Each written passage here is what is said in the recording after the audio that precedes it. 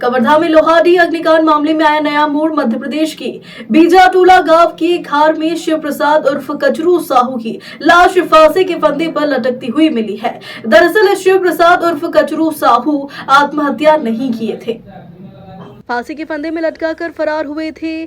छुपाने के लिए आत्महत्या का रूप दिया और बिरसा पुलिस ने हत्या के आरोप में मृतक रघुनाथ साहू के बेटे दिनेश साहू सहित 4 लोगों को गिरफ्तार किया। आरोपियों में रघुनाथ साहू के भांजा रोमन साहू, टेकचंद पटेल और राखीलाल साहू निवासी मध्य प्रदेश की बनाफर टोला बिरसा थाना जिला बालाघाट का रहने वाला है। ये सभी आरोपी मृतक रघुनाथ साहू के करीबी है। पूरा मामला मध्य प्रदेश के बिरसा थाना क्षेत्र की ग्राम बीजाटोला का है। 15 सितंबर की सुबह शिव प्रसाद साहू उर्फ कचरू साहू की लाश फांसी के फंदे पर लटकी हुई मिली थी। उसके बाद लोहारडीह के ग्रामीणों ने शिव प्रसाद उर्फ कचरू साहू की हत्या होने के शक में मृतक रघुनाथ साहू के घर को बंदी बनाया और उसके बाद उनके परिजनों से मारपीट की और घर को आंख के हवाले कर रघुनाथ साहू को जिंदा जला दिया। देखिए, कचरू साहू का जो हत्याकांड का आज यहाँ पे खुलासा हम कर रहे हैं। इसमें 4 आरोपियों को हमने चिन्हित किया है, जिसमें टेकचंद, दिनेश साहू, रोमन साहू और राखीलाल, ये 4 लोगों ने मिलके इस पूरी घटनाक्रम को अंजाम दिया है। घटनाक्रम को इस प्रकार से रूप दिया गया था कि प्रथम दृष्टया देखने वाले को ये लगे कि ये हत्या नहीं आत्महत्या है। इन्हें पेड़ पर गमछा फाड़कर उसी से फांसी दी गई थी, जिससे पोस्टमार्टम की रिकॉर्ड के दौरान भी ऐसे साइंस आ रहे थे कि हैंगिंग के द्वारा इनकी मृत्यु हुई है, जो कि आत्महत्या की ओर इशारा कर रहे हैं। परंतु पुलिस के द्वारा जब इसमें बारीकी से जांच की गई, तकनीकी बिंदुओं पे भी इसमें काफी काम किया गया और लगभग 1 महीने की अथक मेहनत के बाद इस पूरे घटनाक्रम को सुलझाने में मध्य प्रदेश पुलिस को सफलता हासिल लगी। इस पूरे घटनाक्रम में बिरसा थाना की उत्कृष्ट विवेचना के लिए पूरी टीम को 10,000 रुपए के इनाम से मैं यहाँ पे घोषणा भी कर रहा हूँ और इस केस को हम चिन्हित अपराध की श्रेणी में लेके निश्चित तौर पे इसमें सजा दिलाने का 100% हम लोग प्रयास भी कर रहे हैं। रघुनाथ, जो मृतक रघुनाथ है, उनके रिश्ते में रिश्तेदार? जी हाँ, ये कारण क्या था? दिनेश साहू रघुनाथ साहू का बेटा है और दिनेश साहू और रोमन साहू और राखीलाल, ये तीनों आपस में रिश्तेदार हैं। बुआ के लड़के हैं राखीलाल और रोमन, और इन दोनों परिवारों का काफी पुराना रंजिश लोहारडीह क्षेत्र में निकलने की बात सामने आ रही है।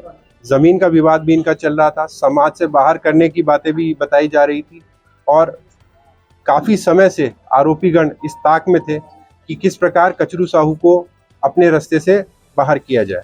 तो ये पूरी सुनियोजित षड्यंत्र थी कि दूसरे राज्य में ले जाके मौका देखकर इस घटनाक्रम को अंजाम देना था और काफी सुनियोजित तरीके से चूंकि इसको किया गया था, इसलिए पुलिस को भी काफी गहनता से इसमें जांच करी, तब जाके इसमें हमें सफलता हासिल। क्या रणनीति थी, इन्होंने किस प्रकार से अंजाम दिया इसको? कैसे बुलाया? पहले उसे नॉनवेज खाने के बहाने टेकचंद, जो कि पूर्व से शिवचरण का मित्र था, उसे यहाँ पे बुलाया उसने दूसरे राज्य में।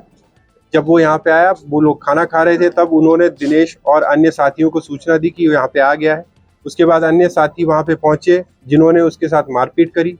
मारपीट करने के बाद जब वो अनकॉन्शियस हुआ, अधमरा हुआ, उसके बाद उसे ले जाकर एक दूसरे स्थान पर पेड़ पर उसी के गमछे को फाड़कर उसी गमछे के माध्यम से फांसी पे लटका दिया गया, जिससे उनकी मृत्यु हो गई। और पूरे घटनाक्रम में मोटरसाइकिल और अन्य साक्ष्यों को इस प्रकार से दिखाया गया कि ये हत्या न होकर आत्महत्या प्रतीत। सर, जो 4 आरोपी पकड़ाई, आपस में कोई रिश्तेदार लगते हैं किस तरह से? नहीं, जैसा आपको मैंने बताया, दिनेश, रोमन और राखी, ये तीनों लोग रिश्तेदार हैं। टेकचंद ने इनकी सहायता करी थी, इनको सूचना दी थी एवं उसको यहाँ पे बिरसा क्षेत्र में बुलाने में उसका अहम योगदान था। और कहीं ना कहीं इनकी आपस में बातचीत भी हुई थी कि आपको, यदि आप हमारी मदद करते हैं तो उसका जो भी आर्थिक या अन्य प्रकार के लाभ है वो आपको दिए जाएंगे। पूरे मामले में सर जो मास्टरमाइंड कौन था जिन्होंने ये कहानी रची? मास्टरमाइंड यहाँ पे दिनेश और रोमन साहू और राखीलाल, ये तीनों लोग मिलके इसमें माने जाएंगे और इसका मुख्य सहयोगी टेकचंद रहा है। 4 लोगों की भूमिका इसमें पूरी तरह से मानी जाएगी। इस पूरे मामले में जो है हस्तक्षेप हुए, लगभग आरोपी गिरफ्तार कर लिए। छत्तीसगढ़ पुलिस की, खास करके कबीरधाम पुलिस की क्या भूमिका रही इसमें? देखिए, छत्तीसगढ़ में पहले ही इस मामले में एक मॉब लिंचिंग की घटना प्रकाश में आई थी।